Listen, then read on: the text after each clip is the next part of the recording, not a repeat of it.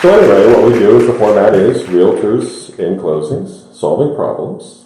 And we're sitting here today talking to Jacque Watson. And Jacque, where do you work? Coldwell Banker, Premier Properties. Tell us a little bit about your tenure in the real estate industry. How did you get started? When did you get started? Okay, so November of 2014, I became an agent, and I was with another company locally until about 2 months ago. And so I'm new to the Coldwell Banker Premier Properties family. But I started in it because I grew up doing flips with my father in Orlando, and he was a broker. And so it was probably the same year, 2014, that I was actually looking at houses for myself, and an agent that was showing me saw me crawling all over it and saying, I should move this wall, I could do this. And she asked me point blank, what do you do? Then I said, interior design. She said, well, have you ever thought of getting into real estate and actually selling the properties? And I hadn't, surprisingly, because my dad was in it. I think I'd always just thought of it from the design aspect. But, long story short is, that's how I jumped into it. It was just at the advice of a fellow agent. Yeah, cool. Very cool. Well, that's kind of answering my next question, which is what made you get into the real estate side of things, and what really piqued your interest in getting into this? And I assume that's mostly the flip type of stuff, and then how you... Yeah, it is. And I think that from doing design previously, and then understanding motivations for people, why they're getting into a home, sometimes it is as easy as it's a first-time home buyer. But other people are looking at it from more of a lucrative standpoint, an investment, or it could be a secondary home. And so just working with my dad and his buyers and realizing maybe there's a way to make some money. When you go into a listing, do you actually sort of think about how they potentially could change it to make it either more valuable? 100%. Yeah, or... So I offer that. I think it's a unique thing that I do offer.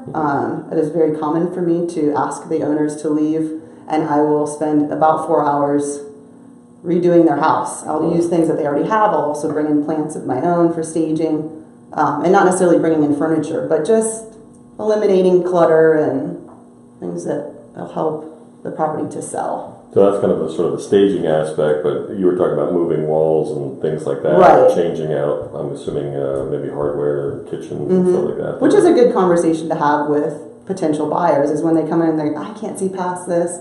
And so I can talk to them about, have you thought about this could happen with this property? Because you're going to be picking it up for this amount. If you have this much extra cash, obviously get a licensed general contractor to get you a quote, but this could be a good potential for you. Definitely, especially in this market. Yeah. There's no question. It's a great market for stuff like that. The gist of our conversation today is the either unusual or quirky thing that may have happened to you in your career as a real estate agent that you had to pretty much solve for your clients prior to or just at closing, and we'd love for you to be able to share a story with us on something like that. What might be your quirky event or crisis event? Anything that comes to mind? There's been plenty. Trying to think of a good one. We'll try not to throw anybody under the bus.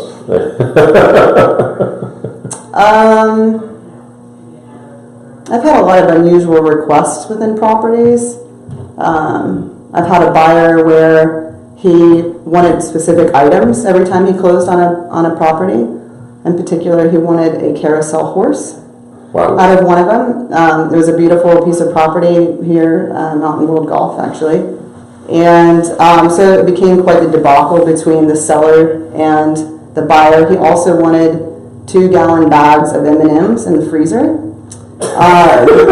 And I do tell people, I tell buyers all the time, I don't care if it is the seller's dog. If you want it, we'll write it in the offer for the property. You'd be surprised what people are willing to let go of when it comes to real estate. And so there was some give and take there, back and forth, but with a little massaging along the way. Said customer did get his carousel horse and his 2 bags of M&Ms in the freezer. So I got to remember that for my next contract, right? The specific little frozen M&Ms, because it literally can be anything. Near and dear to my heart. I've had a lot of different requests. Furniture items, not yet an animal, but I'm sure it will come to that at some point in time. We want the Chihuahua or the deal's off. Right? Or maybe the sellers are wanting to get rid of something. You never know. Or just leave the Chihuahua and say, oh, it came with the house. Didn't you see it in the contract, right? Well, one of the last things we want to ask you is, so what is it specifically about real estate that you love the most? What's near and dear to your heart that kind of gives you that energy to wake up every day and go tackle it? I like that every day is different.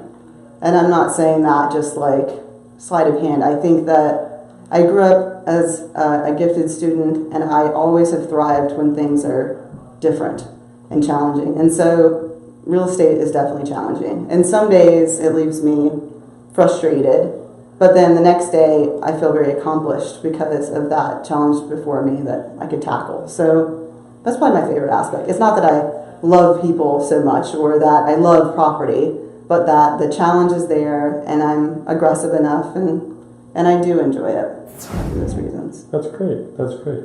Well, thank you. Thank you for your time. Thank you for stopping to talk with us, and we look forward to your next Realtor and closing story. Thank you. Jacque.